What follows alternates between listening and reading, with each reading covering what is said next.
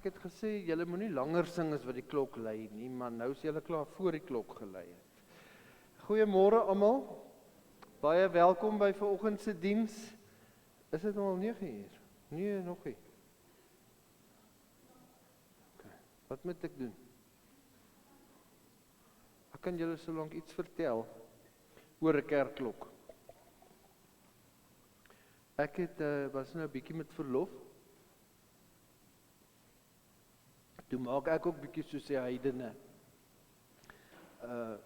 Verlede Sondag het my seentjie 'n hokkietoernooi gespeel.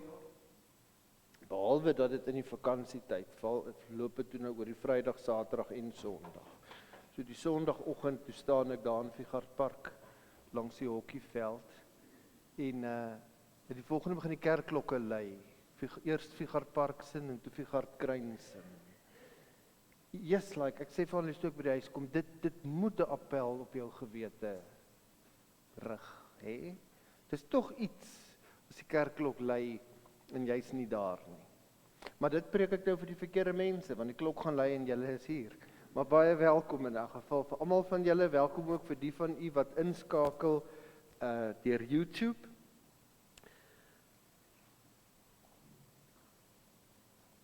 Ons het hierdie jaar begin met 3 reekse wat so in mekaar ingevloei het.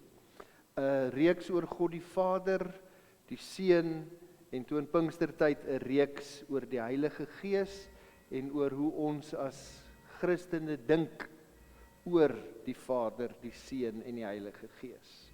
Nou deur die eeue bely die kerk dat die Heilige Gees lewe gee.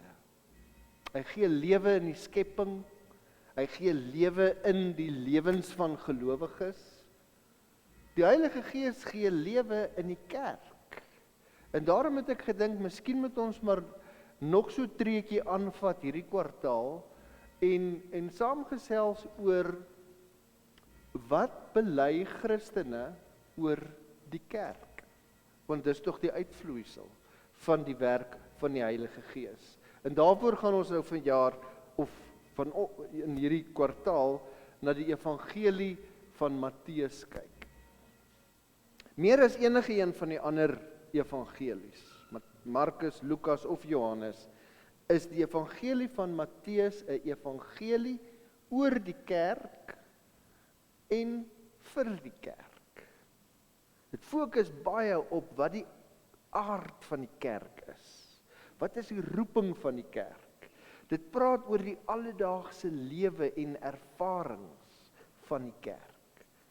Matteus leer ons hoe om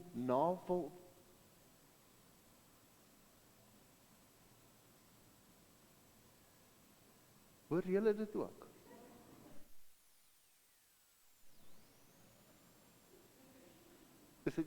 Ek het op 'n stadium gedink dit is 'n selfoon, maar hou dit op.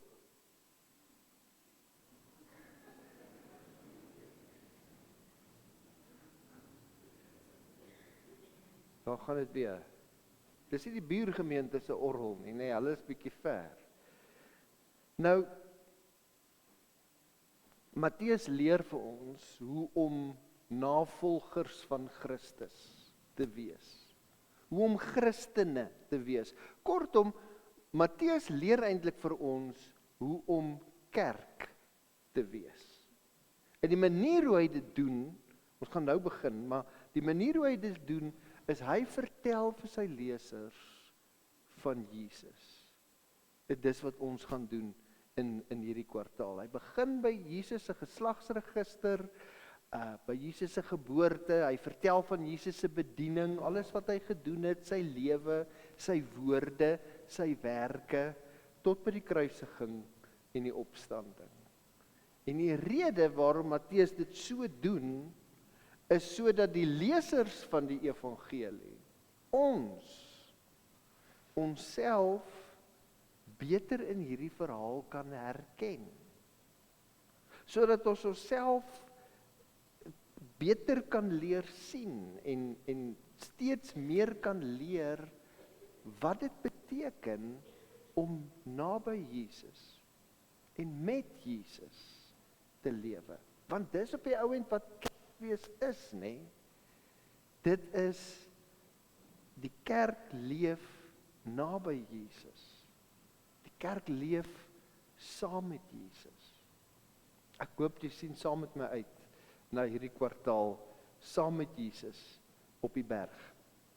Maar ons gaan eers net 'n oomblik bewus word van die teenwoordigheid van Jesus hier by ons, deur sy gees, deur sy woord. Ek het vir Louanne Du Plessis gevra om vir ons die Christuskers aan te steek, en dan sing ons 'n gebed saam, om ons ook in te stel op Jesus en ons ontmoeting met hom vandag.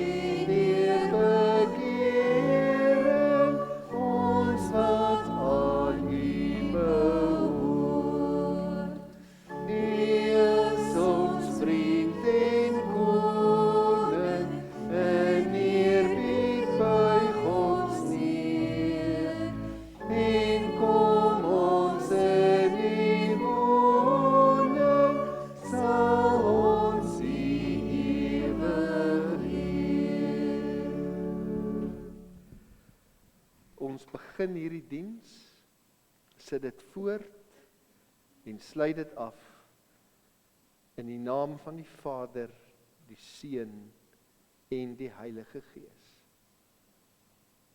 Amen. Wanneer ons in God se teenwoordigheid kom, groet hy ons, verwelkom hy ons, laat voel hy ons is tuis hier. Ons hoort hier, en daarom genade en vrede vir elkeen van julle, van God die Vader, en van Jesus Christus die Here, en van die Heilige Gees. Kom ons staan, dan loof ons sy naam.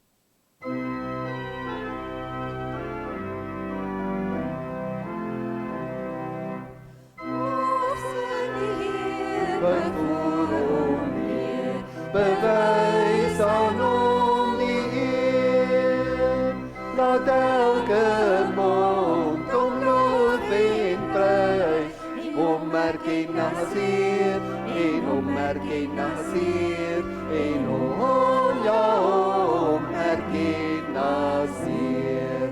Loof aan die Heer, verheerlik hom, wees vrolik juig en sang, laat al wat leef hom dank en prys, om die hulde bring, aan hom die hulde bring, aan hom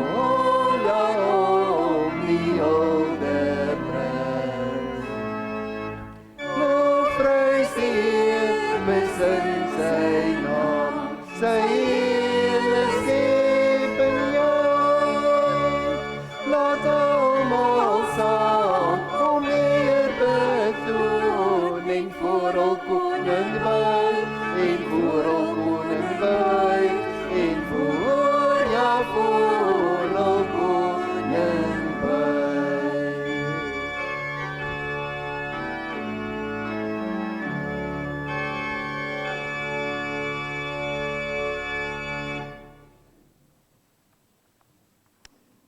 Jy kan jou Bybel saam met my oopmaak by Matteus, eintlik hoofstuk 28, die laaste verse van Matteus se evangelie, op bladsy 49 hier by my, gaan die anker teks wees wat oor die volgende paar weke vir ons gaan dra in ons gesprek, wat Christene bely oor die kerk. Maar jy kan daarmee saam ook soek, die laaste verse van hoofstuk 4.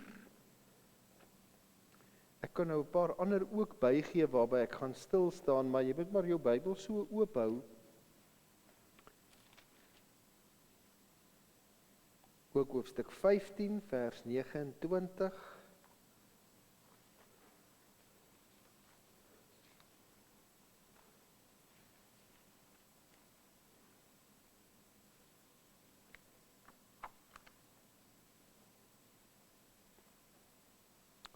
Terwyl julle so soek, wil ek net gou vir julle wys hoe pas Matteus se evangelie in mekaar in. Matteus het sy evangelie geskryf as 5 groot preke van Jesus.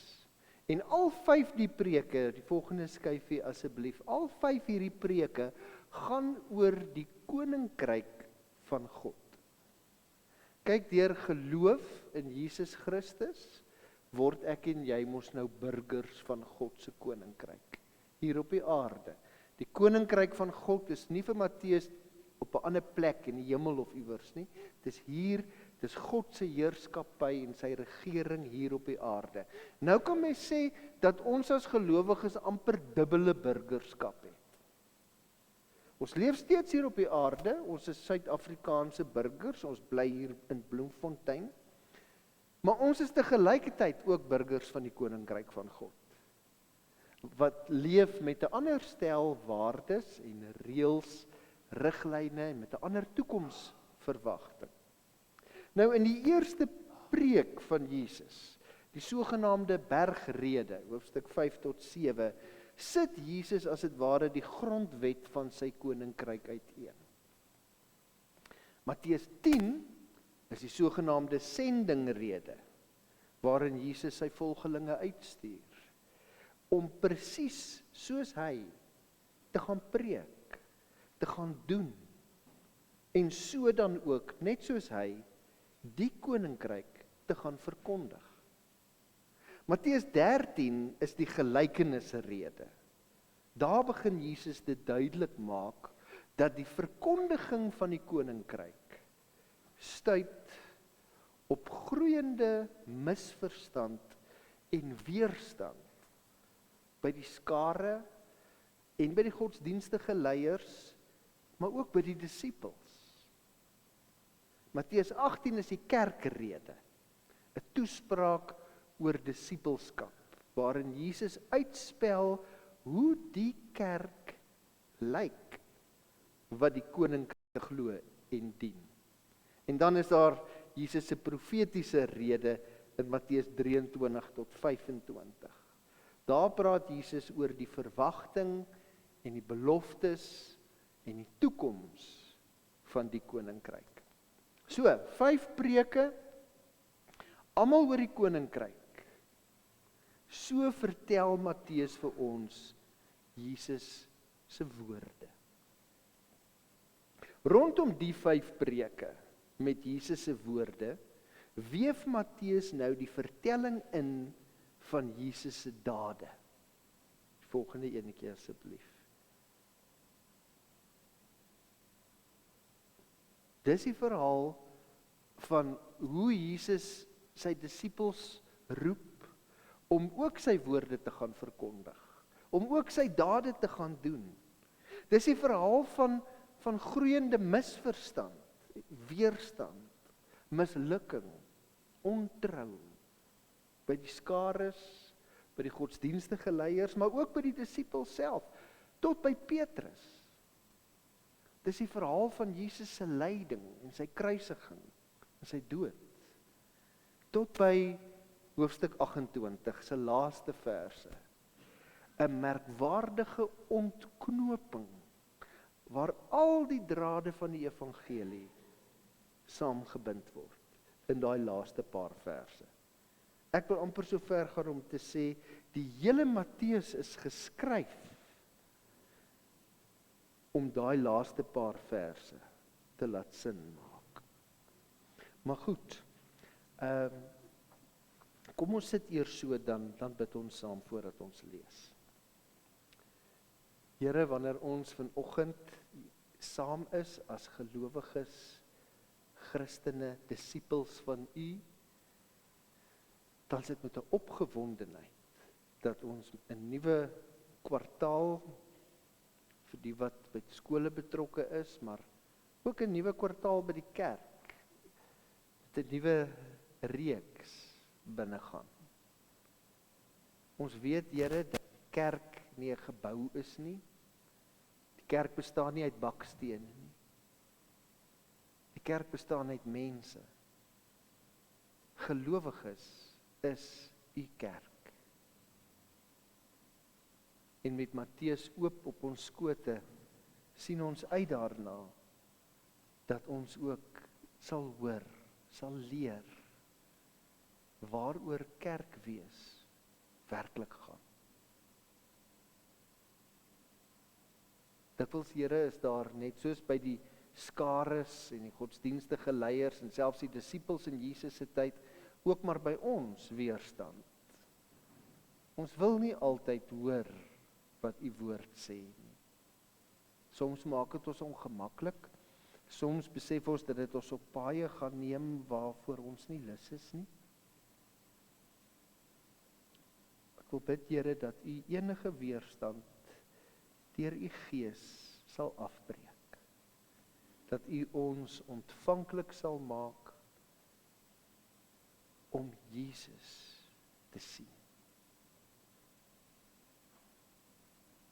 Waai deur ons, o Heilige Gees.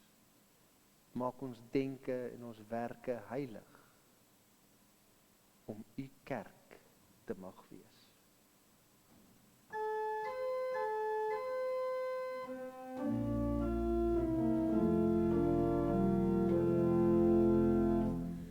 Waai nou deur my, o Heilige Gees, sodat my denke heilig sal wees. Trek self my hart na U Heilige Gees, dat ek wat heilig is lief sal hê. Waai nou deur my, o Heilige Gees, sodat my werk U hart sal weerkaats.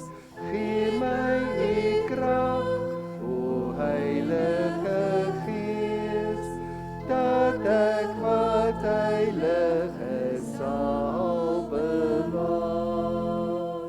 Waai nou deur my, o Heilige Gees, sodat my denke heilig sal wees.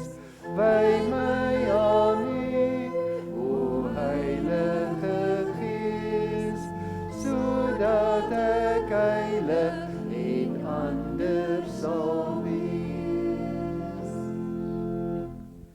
Amen. Matteus 4 van vers 23 af. En Jesus het in die hele Galilea rondgegaan. As jy na 'n kaart van Israel gaan kyk, dan sien jy die 3 provinsies so onder mekaar. Galilea in die noorde, Samaria in die middel en Judea hieronder in die suide. Jesus het in die hele Galilea, die noordelike deel, rondgegaan, in hulle sinagoges geleer, die evangelie van die koninkryk verkondig en elke siekte en elke kwaal onder die volk genees. Die nuus oor hom het deur die hele Sirië versprei. Hulle het almal wat ongesteld was, die wat deur allerlei siektes en pyne getuister is, na hom gebring. Ook almal wat deur demone besete en maansiek was, Waar is die kinders? Weet julle wat is dit om maansiek te wees? Klarike, weet jy wat is dit as iemand maansiek is? Beteken is bietjie koekoes, né? Sy kop werk nie meer lekker nie. So as jou boetie jou nou weer kwaad maak, dan sê jy vir hom dit lyk vir jou, hy's maansiek. Besete, demone besete, maansiek was en verlamdes. En hy het hulle genees. Groot skare het hom gevolg, uit Galilea en Decapolis, en Jerusalem en Judea, en van die oorkant van die Jordaan af. Toe Jesus die skare sien, het hy teen die berg opgegaan, hy het gaan sit, en sy disippels het na hom toe gekom, hy het begin praat, en hulle geleer, en dan volg die bergrede. Nou hoofstuk 15 van vers 29 af.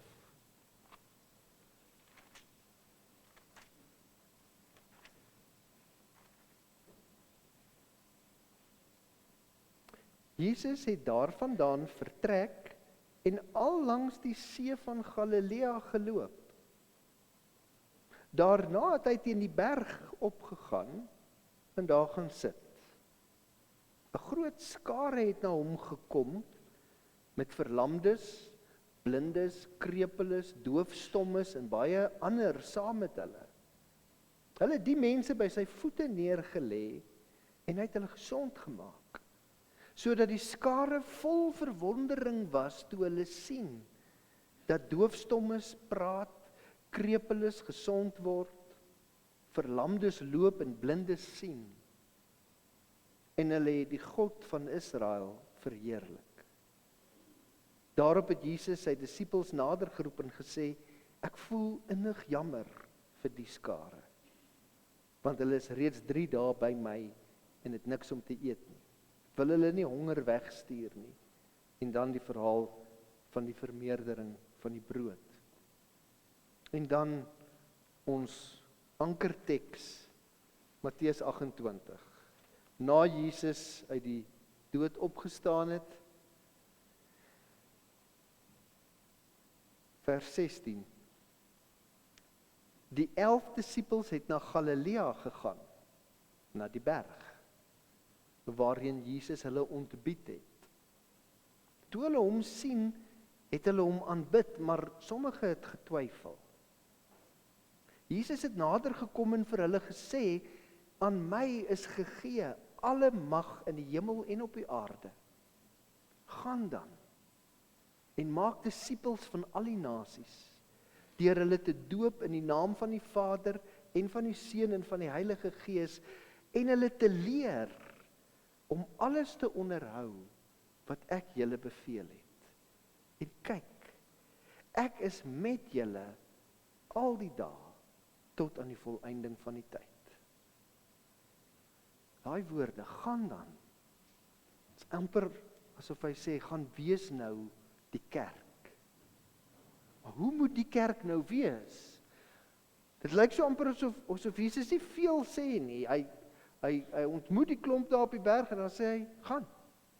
Nou moet julle iets gaan doen. Dis duidelik dat die berg, daar by die see van Galilea, terloops, dis die foto wat jy daar sien, dat die berg 'n belangrike rol in Jesus se bediening speel. As jy vir my die volgende skyfie opsit, dan wys ek julle sommer net so 'n bietjie hoe die kaart omtrent van daai tyd gelyk het. Daai is die see van Galilea, met die dorpies so al rondom hom. Jy sien daar links bo Kapernaum, Gorasin, Betsaida, Genesaret hieronder. En die berg is dan nou hier waar Jesus met sy disippels sit. Ons vermoed maar dat dit die berg is. Daar is nie 'n aanduiding in die Bybel watter berg ter sprake is nie, maar hier sit Arbelberg en dis so half op die roete waar Jesus gereeld geloop het. So die meeste geleerdes reken dat dit Arbelberg is waarvan gepraat word. Deur sy hele bediening gaan Jesus telkens weer terug na die berg toe. Baie van Jesus se woorde en sy dade het daar by die berg afgespeel. Deur die evangelie heen, die hele boodskap van Matteus deur, speel die berg 'n sleutelrol. Dis die berg is die plek waar die disippels vir Jesus sien. En nou, heel aan die einde van die evangelie, net voor sy hemelvaart, is Jesus weer saam met sy disippels op die berg. Kyk, wanneer 'n mens terugkeer na 'n plek toe waar jy al 'n paar keer van tevore was, dan kan dit eintlik nie anders nie, as dat daar 'n klomp herinneringe by jou opkom, né? Kom ons maak gou 'n praktiese Bloemfontein voorbeeld. Sit gou vir my die volgende foto op die bord. Wie van julle weet waar daai plek is? Douglas glimlag. Waar's dit, weet jy? Op pad Brandfort toe. Jy kan die volgende skyfie opsit. Jy kan net nie die plek se naam onthou nie. Dis 'n moeilikheid, né? Weet een van julle ander wat die plek se naam is? Dit is Manoa. Wie van julle was al by Manoa gewees in julle lewe? Vir julle klomp, né? Party was saam met my daar gewees vir 'n retreat. Sommige was voor my tyd saam met Dominee Frikkie daar gewees. Ek het al 'n Kerstyd daar saam met my gesin spandeer. Goeie memories. Maar nou is die van julle ander wat nog nooit daar was nie. Ek sal sê, ek het nou nie. Daar's niks wat by my opkom as ek die plek sien nie. As ek daar kom, sal dit die eerste keer wees en dan sal ek begin om herinneringe op te bou. Ander ouens wat al op die plek was, sal weer daar kom en sonder dat jy 'n woord hoef te sê, sal hy onthou van wat in die verlede al daar gebeur het. As ons in Matteus 28 lees, die 11 disippels het na Galilea gegaan, na die berg, waarheen Jesus hulle ontbied het, beteken dit dalk nou nie vir ons veel nie. Ons was mos nou nog nie daar gewees nie, dat daar nou bepaalde herinneringe by ons sal opkom oor die plek nie. Maar vir Jesus se disippels moes dit anders gewees het. Die berg is vir hulle 'n plek wat gelaai was met ryke, innige assosiasies en herinneringe. Dit was vir hulle 'n plek vol betekenis, vol onthou, omdat daar, op die plek, soveel met hulle gebeur het. Dit is hoegenaamd nie toevallig dat die disippels se laaste ontmoeting met Jesus weer hier op die berg plaasvind nie. Dis die plek waar hulle al soveel keer in die verlede saam met hom was, hom leer ken het, soveel van hulle self leer ken het. Matteus maak dit duidelik, as jy die evangelie lees, dat Jesus van Galilea, daar rondom Arbelberg, dat hy daar vandaan kom. Hy's daar gebore. Daar het sy bediening begin. Wanneer hy tye van hartseer beleef, soos toe hulle sy neef Johannes die Doper gearresteer het, dan trek hy terug, gaan bietjie huis toe, Galilea toe. Daar begin hy preek. Daar sê hy vir die mense dat die koninkryk van God naby is. Daar het hy ook sy eerste disippels geroep. Daar word dit die eerste keer duidelik wie hy is. Petrus wat sê, U is die Christus, die seun van die lewende God, gebeur in Galilea. Daar word dit duidelik waarom Jesus gekom het, wie hy roep en waarom hy hulle geroep het. Aan die einde weer saam met hom in Galilea op die berg. Na sy opwekking uit die dood, kan dit nie anders nie as dat sy disippels dit alles sou onthou. Soos gister. Hulle sou onthou, hier het ons Jesus gesien. En as hy ons vandag hier van die berg afstuur en sê, gaan dan is dit wat ons van hier op die berg onthou, seker die dinge wat ons moet gaan doen. Hulle sou onthou Daar op die berg, hoe Matteus al in hoofstuk 4, van vers 23 af, Jesus se hele lewe en sy bediening uiteengesit het. Jesus het in die hele Galilea rondgegaan, het ons net nou gelees, die evangelie van die koninkryk verkondig, en elke siekte en kwaal onder die volk genees. Hulle het almal wat ongesteld was na hom toe gebring, en hy het hulle genees. Dis wie Jesus is. Toe Jesus die skare sien, het hy teen die berg opgegaan. Hy het gaan sit en sy disippels het na hom toe gekom en hy het met hulle begin praat en hulle geleer. Dis van Matteus 'n sleutelgedeelte. Hier gee hy vir sy lesers 'n kykie van alles wat hy vir ons in die evangelie oor Jesus gaan vertel. Jesus verkondig, dis wie hy is. Jesus genees, daarin moet die kerk kom volg. As jy wonder, hoe moet kerk dan lyk? Soos wat die disippels, wat eintlik maar die eerste gemeentetjie was, saam met Jesus was.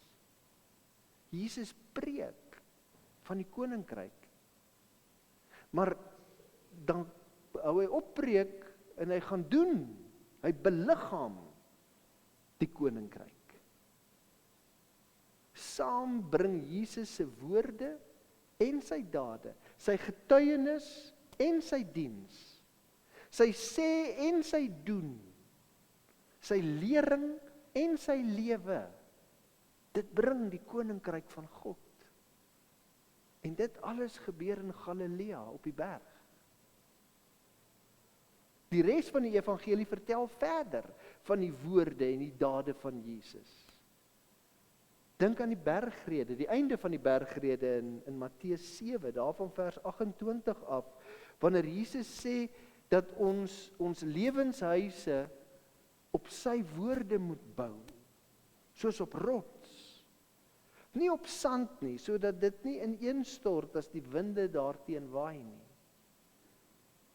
Dan staan daar, toe Jesus sy redevoering voltooi het, was die skare verstom oor sy lering, omdat hy hulle geleer het soos iemand met gesag, nie soos hulle skrifkenners nie. Nadat Jesus van die berg afgekom het, het 'n groot skare hom gevolg. Hulle is saam met hom op die berg. Hulle is verbaas oor Jesus se onderrig, oor sy woorde, oor sy gesag. En dan gaan hy van die berg af. En hulle volg hom. Sou hulle die ervaring ooit vergeet, as hulle later weer saam met hom op die berg staan? Dink aan die episode van Jesus wat alleen gaan bid het, in Matteus 14. Daarvan vers 22 af. En onmiddellik het Jesus sy disippels verplig om in die boot te klim en solank voor hom uit na die oorkant te vaar, terwyl hy die skare wegstuur. Nadat hy die skare weggestuur het, het hy teen die berg opgegaan om in afsondering te bid. Toe dit aand geword het, was hy daar, alleen. Jesus gaan alleen teen die berg op om te bid, so onthou hulle hom. Daar is hy in gemeenskap met sy Vader. Daar op die berg, weet hulle, vind hy sy geheimenis. Sou hulle dit nie later self op die berg onthou nie? Dink aan die aangrypende beskrywing van Jesus se bediening in Matteus 15. Dis voor die vermeerdering van die brood om die hongerskares te voed. Hoofstuk 14 vers 29. Jesus het daarvandaan vertrek en al langs die see van Galilea geloop. Daarna het hy teen die berg opgegaan en daar gaan sit. 'n Groot skare het na hom gekom met verlamdes, blindes, krepeles, doofstommes en baie ander saam met hulle. Hulle het die mense by sy voete neergelê en hy het hulle gesond gemaak. Matteus vat hier Jesus se hele bediening saam. Dis weer in Galilea.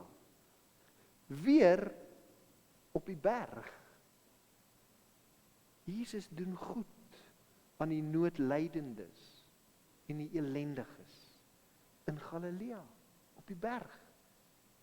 Jesus kry mense innig jammer in Galilea, op die berg. Jesus roep sy disippels nader en hy wys vir hulle op die nood van die siekes en die elendiges. Daar in Galilea, op die berg. Sou hulle nie later, weer op die berg, onthou hoe hy hulle geroep het, om die skares raak te sien, met innerlike bewoondheid en ontferming nie? Dink aan Jesus se waarskuwing aan die einde van Matteus 16, dat wie hom wil volg, hulle self moet verloon, hulle kruis moet opneem en hulle lewe moet verloor.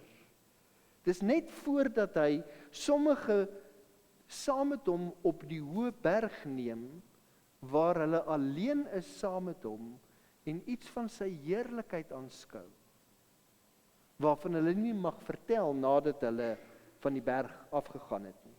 Matteus 16 se laaste verse in die begin van hoofstuk 17. So Jesus voorspel sy lyding, maar dan neem hy verteenwoordigers van die disippels. Kom ons sê maar, hy neem afgevaardigdes uit die kerk, saam op die berg, om by hom te wees, om daar sy heerlikheid te sien, om hulle te bemoedig, sodat as hulle weer van die berg afkom, hulle nie moed verloor op die pad van lyding en kruisdra nie. Sou die herinnering nie weer later na hulle toe terugkom nie. Sou hulle sulke oomblikke op die berg alleen saam met hom nie koester nie. Daarom is dit so geweldig, dat wanneer die engel by die oop graf vir die vroue sê, hoofstuk 28 vers 5, moenie langer bang wees nie, want ek weet, julle soek Jesus die gekruisigde. Hy is nie hier nie, want hy is opgewek. Gaan sê vir sy disippels, hy gaan voor julle uit na Galilea. Daar sal julle hom sien. En dan so 2 verse verder staan Jesus self voor hulle. En dan sê hy weer, moenie langer bang wees nie. Gaan sê vir my broers, dat hulle na Galilea moet gaan. Daar sal hulle my sien. En toe hulle in Galilea kom, op die berg waarheen Jesus hulle beveel het, dan sien hulle hom. En dan onthou hulle ineens alles. Alles wat hy gesê het, alles wat hy gedoen het, al die dinge waartoe hy hulle op soveel maniere genooi het, geroep het, eintlik toe alreeds gestuur het. Hulle onthou sommer die hele evangelie van Matteus.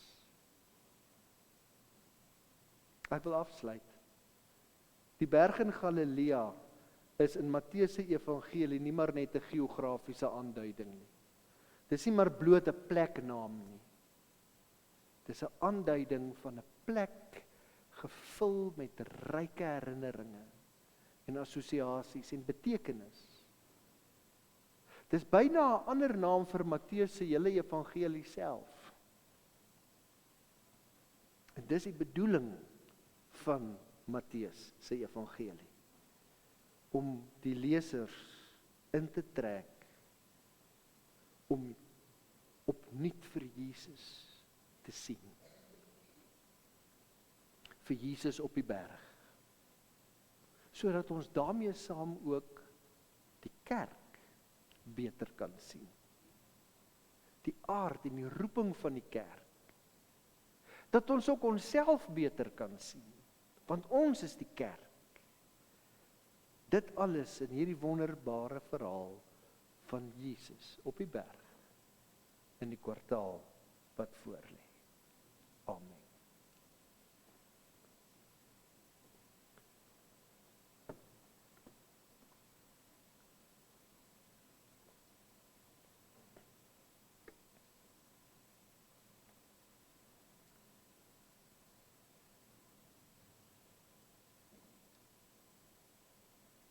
Here,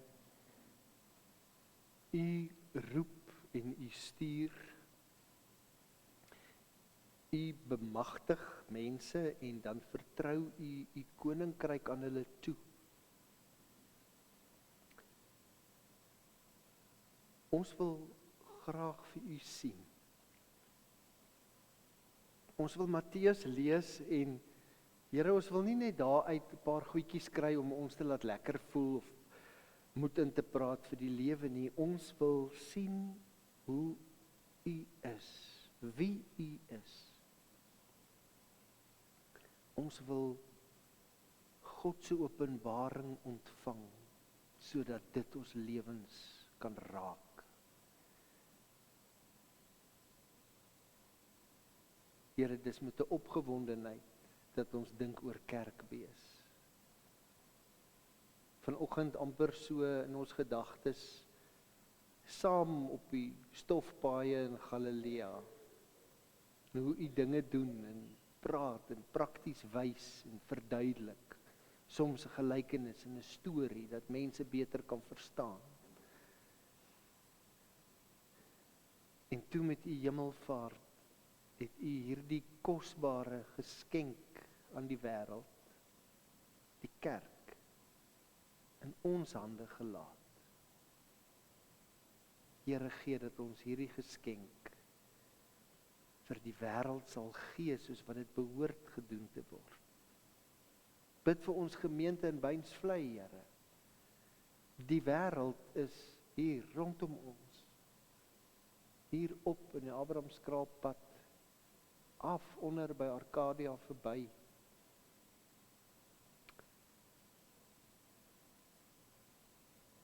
Here, hier waar mense daagliks woon en werk en sukkel en sweet. Hier moet ons kerk wees. Hier, Here, wil ons verkondig en genees. Ons wil preek, Here, maar ons wil nie net praat nie, ons wil wys en doen ook. Ons wil ons lewens bou op U woorde, ons wil aan U gehoorsaam wees. Here, ons wil tyd in die Vader se teenwoordigheid deurbring, sodat ons kan hoor, sodat ons geïnspireerd kan wees. Ons wil die mense raak sien, Here, wat swaar kry. Ons wil vir hulle jammer wees, en ons wil vir hulle goed wees. Ons weet, Here, dit is nie so maklik nie, maar ons wil ook ons kruise optel en moedig dra, soos U ons geleer het. Vul ons met U Gees voortdurend weer en meer. Vuur ons aan om kerk te wees. Amen.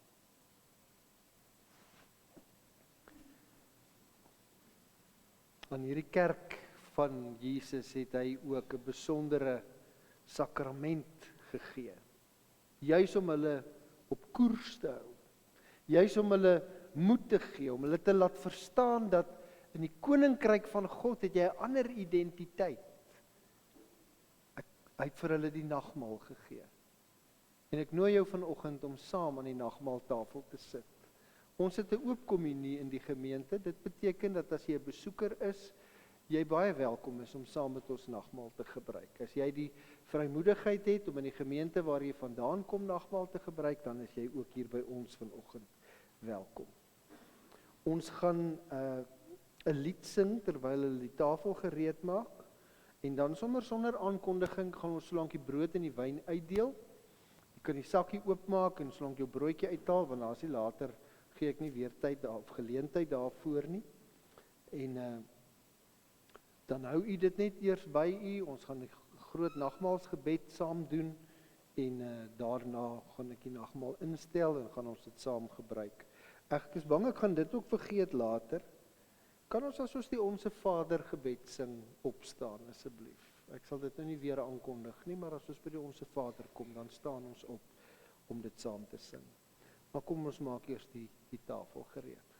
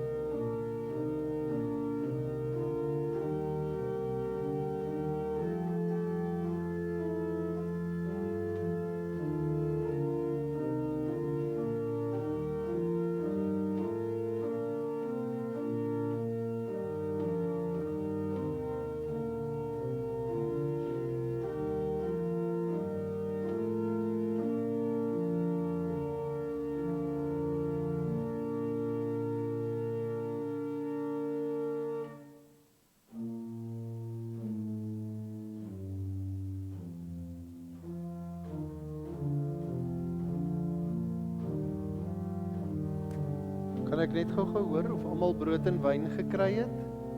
Gee net vir my 'n aanduiding as jy dalk om 'n rede oorgeslaan is. Is almal bo reg? Almal gekry in die moederskamer, Ethnie? Dankie.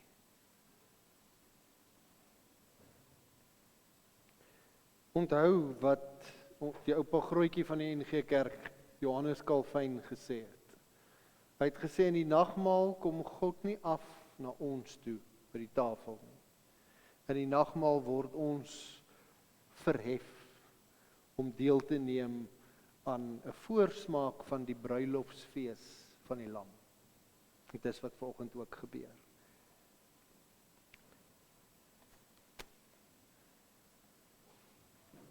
Vrede vir julle. Rig julle harte op God. Ons harte is op hom gerig. Laat ons die Here dank. Dit is reg en goed dat ons hom sal dank. In vervulling van Christus se belofte het U die Heilige Gees uitgestort op die uitverkore disippels en die kerk met krag gevul. Ons dank U dat U ook vandag U Gees na ons stuur om geloof aan te vuur, om ons in alle waarheid te lei, om in die kerk te werk sodat ons getroue disippels kan wees, en ons te bemagtig om die lewende Christus aan alle nasies te verkondig. Daarom loof ons U naam saam met al die kinders op aarde en die hele hemelse koor en sluit ons aan by hulle eindelose loflied.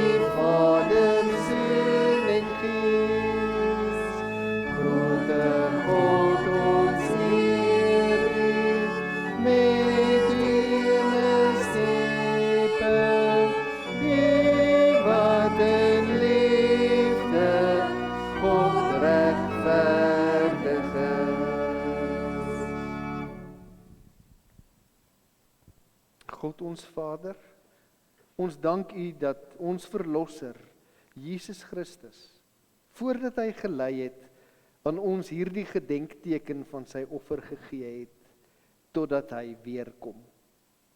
By sy laaste maaltyd het die Here Jesus die brood geneem, en nadat hy God daarvoor gedank het, het hy dit gebreek en gesê, dis my liggaam, dis vir julle, gebruik dit tot my gedagtenis. Net so ook het hy na die maaltyd die beker geneem en gesê, hierdie beker is die nuwe verbond wat deur my bloed beseël is.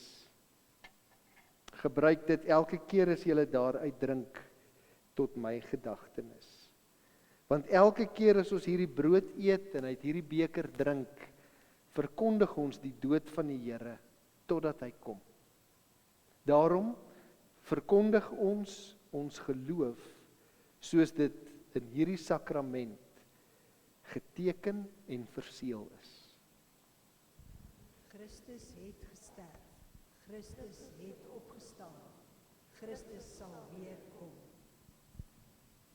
O Here, ons bid dat U Heilige Gees sal stuur, sodat ons deelname aan die brood wat ons breek en die beker wat ons skink, vir ons die gemeenskap mag wees met die liggaam en die bloed van Christus. Gee dat ons, omdat ons in Christus verenig is, mag kom tot die eenheid van die geloof en in alles mag opgroei tot in Christus, ons Here. En soos hierdie graan uit baie lande in een brood versamel is,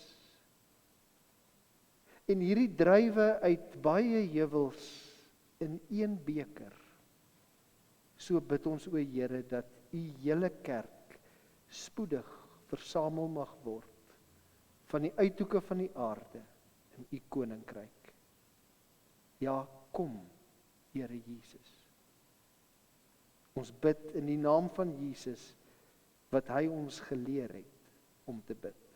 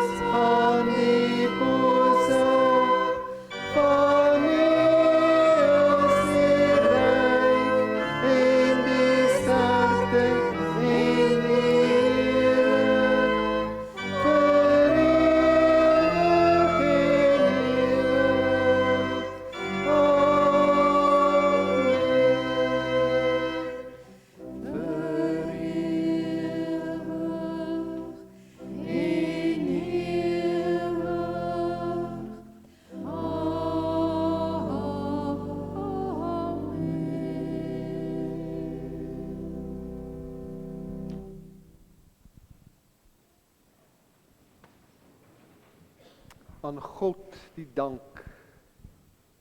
Christus maak ons een. Die vrede van Christus is by julle almal. Is die brood wat ons breek nie ons deelname aan die liggaam van Christus nie? Ons wat baie is een liggaam, want ons het almal deel aan dieselfde brood. Is die beker van danksegging nie ons deelname aan die bloed van Christus nie? Die wyn wat ons drink, is ons deelname aan die bloed van Christus. Heilige Vader, in dank vir die offer van Jesus Christus, in die vreugde van sy opstanding, in die hoop van sy wederkoms, bied ons onsself aan as 'n lewende offer, en kom ons na die tafel van ons Here. Gelukkig is die wat honger en dors na geregtigheid, want hulle sal versadig word. Neem en eet. Die liggaam van Christus wat gebreek is, tot 'n volkome versoening van al ons sondes.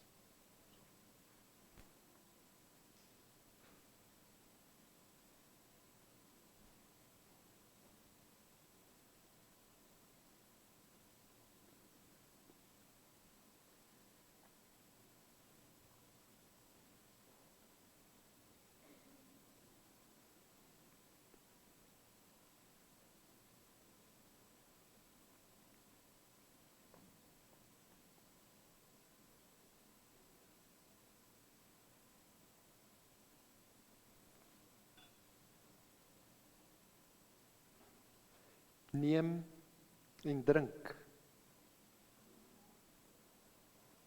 Die bloed van Christus wat gevloei het tot 'n volkome versoening van al ons sondes.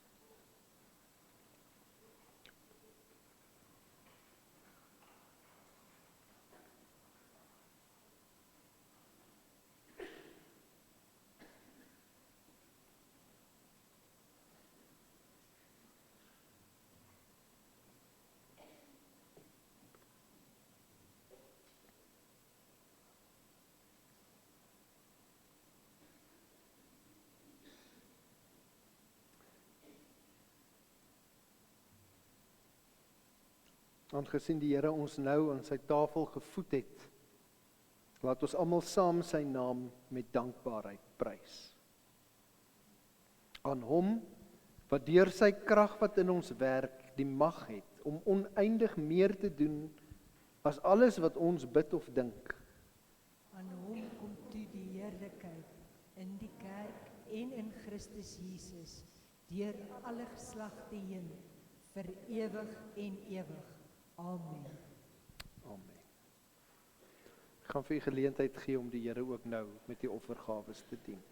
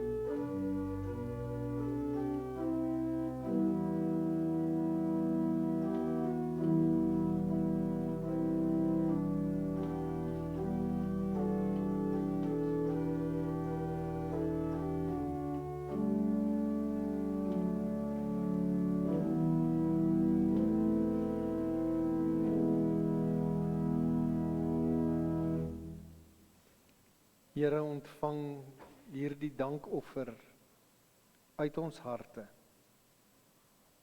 as saad wat gesaai kan word in vrugbare grond om te ontkiem, te groei en vrugte te dra in u koninkryk.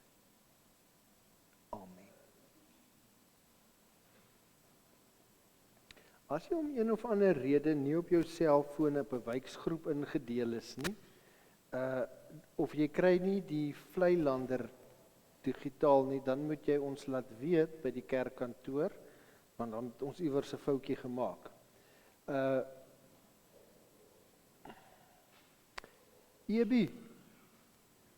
Eben, hy moet so lank vorentoe kom. Hy verjaar. Ebi, kom hier so, het ek vir jou 'n suigstokkie gee. Gaan hy nie kom nie, dan eet ek die suigstokkie. Hy is nog klein, as die dominee my geroep het op daai ouderdom, het ek nog 'n kans gegaan. Esie, gaan jy jou boetie se suigstokkie kom haal? Kom man. Maar dis vandag se verjaarsdag, baie geluk ook aan die van u wat in die komende week almal verjaar. Ek sien ons sieklys, oom Willem, so bly oom en tannie Erna is albei vanoggend weer terug by ons. Ons dink steeds aan Dries Becker. Hy sal ontslaan uit die hospitaal, maar dit gaan nie goed met hom nie. Ons dink aan Gerard Jacobs, tannie Andronet Botha, Charlotte Skols, wat almal ook nog in die hospitaal is. Ons vra dat jy asseblief ook in die gebede aan hulle sal dink. In die week wat voorlê, is dit die diensaksievergaderings, so almal van julle wat daarbey betrokke is, moet dit asseblief onthou. En dan die Soto Kerk se bazaar is die 15de Augustus. Wil jy nie asseblief vir u werkers ook daarvan sê nie? Ons wil baie graag soveel as moontlik voete hier hê by die kerk. Dis nou ons Soto lidmate se fondsinsameling. Dis die oggend van 9:00 tot 1:00 En ons, ja, daar's 'n klomp goeders te koop. Vleis, groente, koekies, lekker goed, klere, kombuisware. Ons het nog 'n bietjie skenkings nodig daarvoor, so asseblief, as jy dalk kinderklere het wat niemand in jou huis meer dra nie, beddegoed, handdoeke, gordyne, heel gebruikte speelgoed, kombuisware, alles staan daar so op die lys. Wil jy nie asseblief vir ons saambring nie? Ons sal so dankbaar wees as ons daarmee ook vir hulle kan ietsie gee. Hier kom die verjaarsdagman nou. Watter kant toe kom julle om?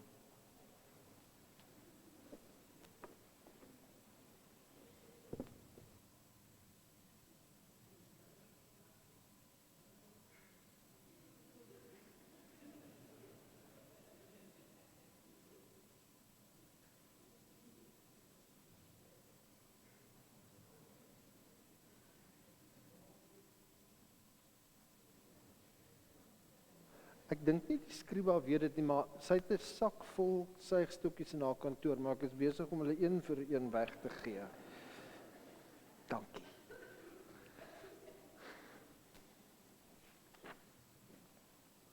Ons sit ook datums in vir goed wat nou nog so 'n bietjie in die toekoms in lê, maar die bedoeling is juist dat jy nou reeds 'n dagboek by jou, sodat jy nou nie 'n week voor die tyd sê, "Ai, tog, ek gaan nou die kant toe of daai kant toe nie." Ons bazaar is die 5de September, daar is 27 Augustus die Moonlight Bible Run op Naval Hill, die Stilword Retreat van 30 Oktober tot 1 November, eindste by Manoa, en dan bied Bloemfontein Wes gemeente 'n golfdag aan, so vir al die golfers, daar is ook 'n advertensie daar rondom. Ons is redelik dringend op soek na aflosse vir die sonnaarskool. Dit gebeur van tyd tot tyd dat iemand wat sonnaarskool gee, sy kinders met iets betrokke is iewers of wat hulle siek raak, en dan sit ons met ons hande in ons hare, maar dan het ons nie iemand om daai dag net in te staan nie. Asseblief, nou nie, ek wil nou sê, soos die kinders sê, nie dat ek sukkel met julle nie. Laat weet sommer vir my nou, as jy nou nog ouliker is, steek jy net hier jou hand op en sê, ek sal. Pragtig, dankie. Dankie, Sanet, ek waardeer baie. Skryf so lank neer, waar is Sanet Botha? En nog? Nee, dat ek julle nou nie aan die ding druk nie. Dink maar daaroor, dit gebeur nou nie elke dag nie. Dankie, Natasha van der Merwe. Maar dan het ons daarom iemand wat vir ons kan help. As daar nog 'n naam of twee is, sal dit goed wees, want dan hoef ons nie so gedruk om dit elke week of elke keer te doen, as ons 'n aflos nodig het nie. Baie dankie julle twee. En die ander 2 of 3 wat nog sal uitkom. Kom ons sluit ons diens af met lied 486 en dan bid ons daarna saam. Om die seën van die Here, onthou daar's kuier en klets, dat ons lekker saam kuier terwyl ons vir die sonnaarskool wag.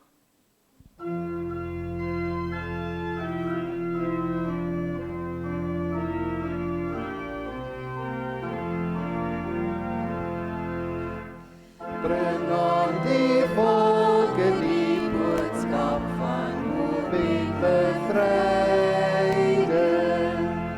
soos die Here verkondig al verder die tye.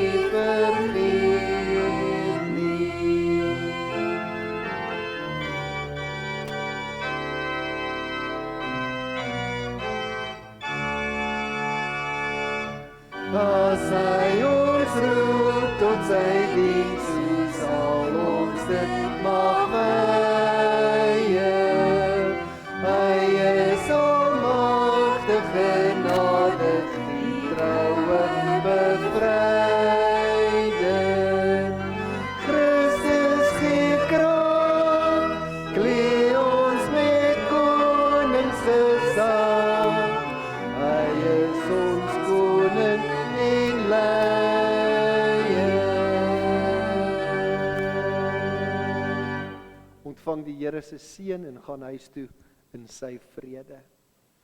Gaan dan en maak disippels van al die nasies, deur hulle te doop in die naam van die Vader en van die Seun en van die Heilige Gees. En hulle te leer om alles te onderhou wat ek julle beveel het. En kyk, ek is met julle al die dae tot aan die volëinding van die tyd. Amen.